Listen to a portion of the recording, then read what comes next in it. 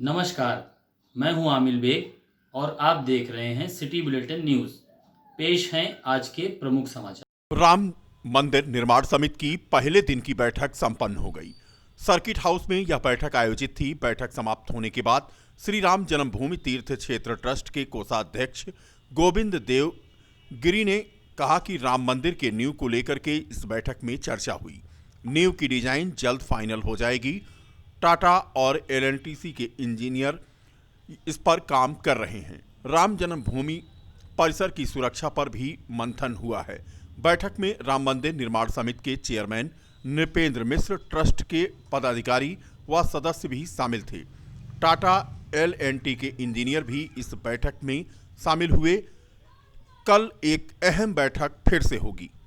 बैठक में टाटा और एलएनटी के इंजीनियरों द्वारा राम मंदिर के नींव की डिजाइन का प्रेजेंटेशन मंदिर निर्माण समिति के अध्यक्ष नृपेंद्र मिश्र समेत ट्रस्ट के पदाधिकारियों सदस्यों के सामने दिया गया, लेकिन नींव की डिजाइन को लेकर अभी सहमत नहीं बन पाई है। हालांकि कोषाध्यक्ष गोविंद देवगिरी महाराज ने कहा कि जल्द ही डिजाइन फाइनल कर ली जाएगी। राम मंदिर निर्माण की शुरुआत जब हुई थी तो नींव को लेकर एक प्रयोग असफल हो गया था, जिसमें नींव के अंदर की मिट्टी भुरभुरी पाई गई थी। आईआईटी रुड़की, आईआईटी चेन्नई के विशेषज्ञों ने रिपोर्ट देकर आशंका जताई थी कि नींव के अंदर की मिट्टी भुरभुरी है, जिस पर लंबे समय तक राम मंदिर खड़ा रहना मुश्किल होगा। जिसके बाद नींव की खुदाई का काम रोक दिया गया था और फिर से टाटा एलएनटी के इंजीनियर नींव की डिजाइन पर काम कर रहे हैं, लेकिन अभी तक डिजाइन फाइनल नहीं हो पाई है। ट्रस्ट के सदस्यों की माने तो जल्द ही नींव की डिजाइन फाइनल हो जाएगी और राम मंदिर निर्माण की नींव की खुदाई का काम शुरू हो जाएगा। हालांकि 22 जनवरी को भी निर्माण समिति की बैठक होनी है, जिस पर फाइनल मोहर लगेगी कि नींव की डिजाइन कैसे होगी और किस तरह से नींव की खुदाई शुरू की जाएगी, जिससे शताब्दियों तक राम मंदिर खड़ा रह सके। इसकी आयु 1000 वर्ष की हो।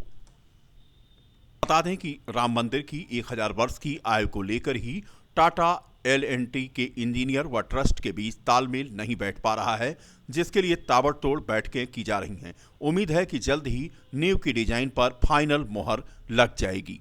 फिलहाल कल यह बैठक दोबारा आज दोपहर के पश्चात की जो बैठक थी, मुख्य रूप से राम जन्मभूमि परिसर के अंदर सुरक्षा वर्तमान में किस प्रकार की है, आगे जब भव्य राम मंदिर के निर्माण होना है उसमें सुरक्षा के निर्माण के दौरान किस प्रकार की सुरक्षा व्यवस्था रखी जाए, इस पर प्रशासन की उपस्थिति में यहाँ के डीआईजी महोदय ने, दीपक कुमार जी ने अपना एक व्यू प्रेजेंट किया।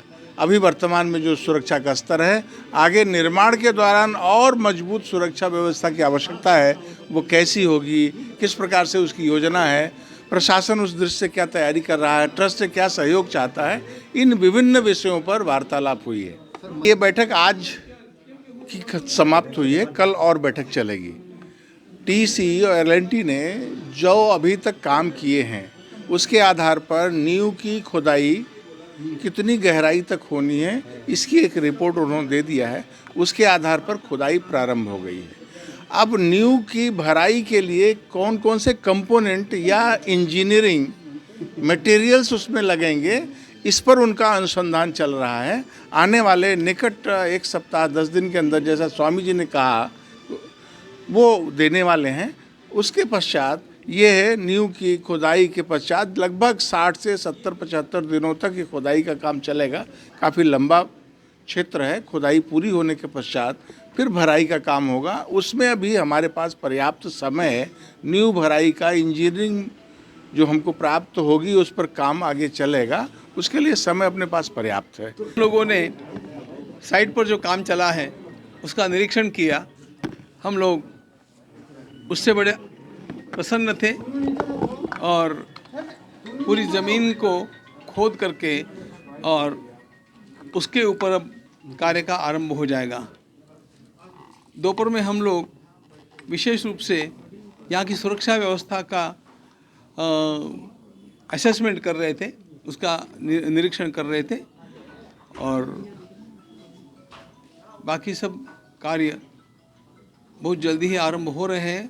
काम चल ही रहा है समय समय पर उसको कहाँ तक आया है ये देखना हम लोगों का कर्तव्य होता है, इसलिए हम उसका निरीक्षण कर रहे हैं। अभी जहाँ वह निर्माण करना है वहाँ का खोदने का काम, एक्सकेवेशन का काम चला है और डिज़ाइन भी L&T और TC आपस में मिल करके तालमेल के साथ निश्चित कर रहे हैं और वो सबसे बढ़िया होगी ये भी देख रहे हैं।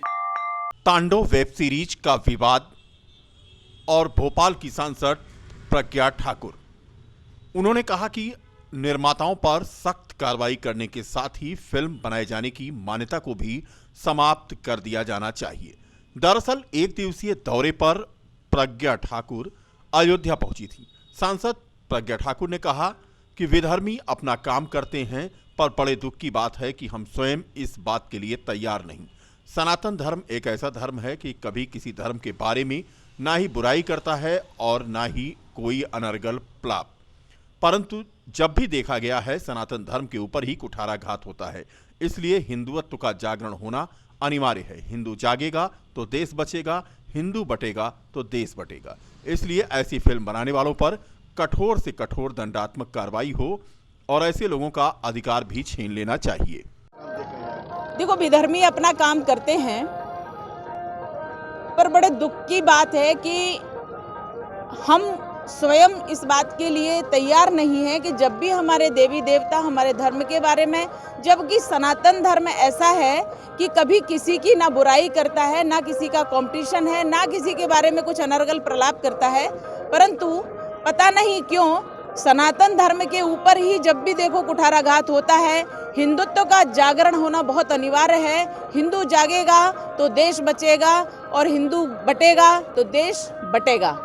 इसलिए मेरा कहना है कि ऐसी फिल्म बनाने वालों के ऊपर कठोर से कठोर दंडात्मक कार्यवाही हो और ऐसे तमाम विधर्मी मानसिकता के लोग, उनका ये अधिकार छीन लेना चाहिए कि वो समाज में विकृति परोसते हैं और हमारे धर्मशास्त्रों देवी देवताओं का अपमान करते हैं। मैं कठोर शब्दों में उनकी निंदा करती हूं और उनके लिए कठोर दंड की मांग करती हूं कि ऐसे लोगों। सनातन मंदिर चेतना सोसाइटी ने स्वर्गीय अशोक सिंघल को सनातन धर्म पुरस्कार से सम्मानित किया है। उनके सम्मान में दी गई 1 लाख रुपए की धनराशि सोसाइटी ने स्वर्गीय सिंघल के परिजनों की इच्छानुसार राम जन्मभूमि पर बन रहे राम मंदिर के निर्माण के लिए समर्पित कर दी है। मध्य सनातन मंदिर चेतना सोसाइटी ने यह धनराशि औपचारिक रूप से चेक के माध्यम से बिहिप के केंद्रीय संरक्षक दिनेश चंद्र को सौंप दी है।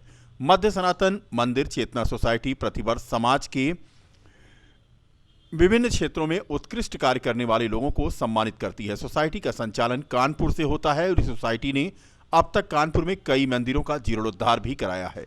राम मंदिर निर्माण के लिए वर्ष 1983 से सक्रिय रहे बिहिप के संरक्षक स्वर्गीय अशोक सिंघल को इस बार मध्य सनातन मंदिर चेतना सोसाइटी ने सम्मानित करने और सनातन धर्म पुरस्कार देने का निर्णय लिया था और यह धनराशि उनके परिजनों ने न लेकर राम मंदिर को समर्पित कर दी है। सनातन मंदिर चेतना सोसाइटी कानपुर की एक संस्था है।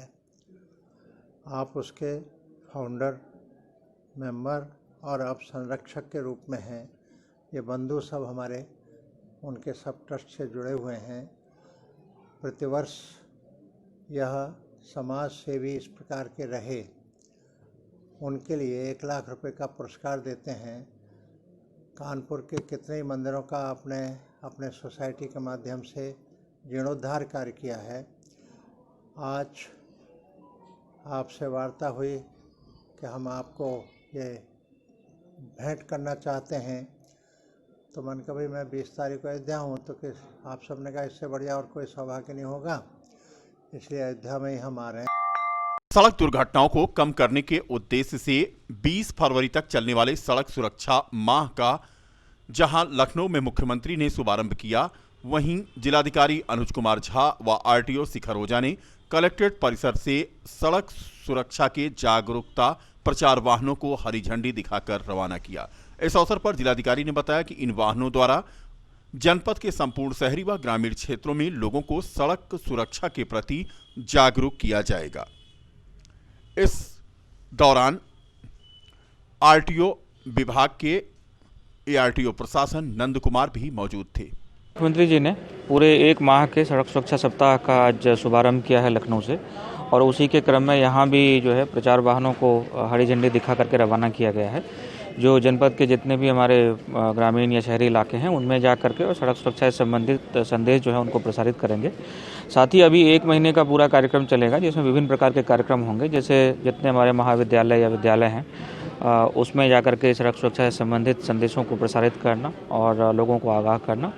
जो इसके विभिन्न जो यातायात के नियम हैं उनके पालन के लिए लोगों को प्रेरित करना। इसमें जो भी हमारे जो ट्रांसपोर्ट एसोसिएशंस हैं उनसे वार्तालाप होगा, छात्रों से बात होगी।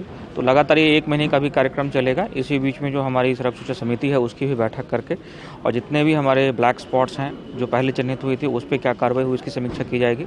जो और भी नए ब्लैक स्पॉट्स हो सकते हैं उसको भी चिन्हित किया जाएगा। तो ये पूरा 1 महीने का कार्यक्रम है जिसकी आज शुरुआत हुई है और हम लोग इसको गंभीरता से लेंगे, क्योंकि रोड एक्सीडेंट्स जो हैं वो उसको कम करना बहुत ही इंपॉर्टेंट है। माननीय मुख्यमंत्री जी ने टास्क दिया और हम लोग उसको पूरा। थाना कैंट के गौरव पट्टी क्षेत्र में बिजली के खंभे को डीसीएम ने टक्कर मार दी। एक मकान की रेलिंग गिर गई। बड़ा हादसा होते होते यहां बच गया। थाना कैंट के गौरापट्टी मोहल्ले में तेज रफ्तार डीसीएम ने खंभे में टक्कर मारी और सामने कैलाश दत्त शर्मा के मकान की रेलिंग गिर गई। बड़ा हादसा होते होते बच गया। जब रेलिंग ऊपर से गिरी तो मकान के नीचे कोई नहीं था, वरना हादसा हो सकता था। मोहल्ले के लोग जमा हो गए और मौके पर मौजूद लोगों ने टक्कर मारकर भाग रही डीसीएम के ड्राइवर को रोका। इसकी सूचना थाना कैंट की पुलिस को दी।